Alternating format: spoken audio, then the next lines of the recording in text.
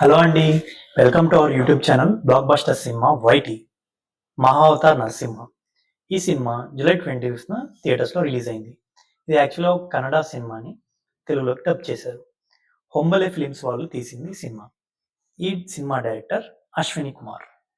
ఇక కథ విషయానికొస్తే ధార్మికత, భక్తి మరియు ఆధ్యాత్మికతను కేంద్రంగా తీసుకొని రూపొందించిన మహావతార్ నరసింహ సినిమా భక్తుల మనసును తాకే విధంగా తీర్చిదిద్దబడింది.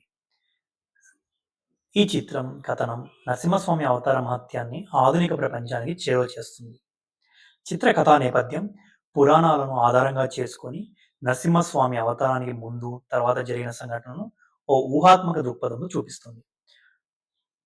హీరో పాత్రలు నటించిన నటుడు తన భావప్రకటనలతో ప్రేక్షకులను ఆకట్టుకుంటాడు.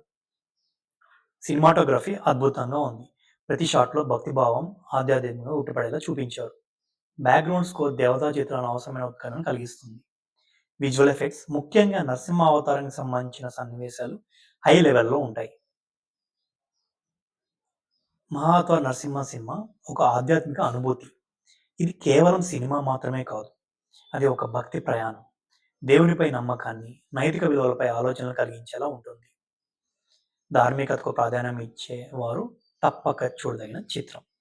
కుటుంబంతో కలిసి చూడదగిన పవిత్రమైన సినిమా ఇది. దీన్ని థియేటర్స్‌లో తప్పకుండా చూడండి. ఎట్టి పరిస్థితుల్లో మిస్ కాకూడదు. Thank you.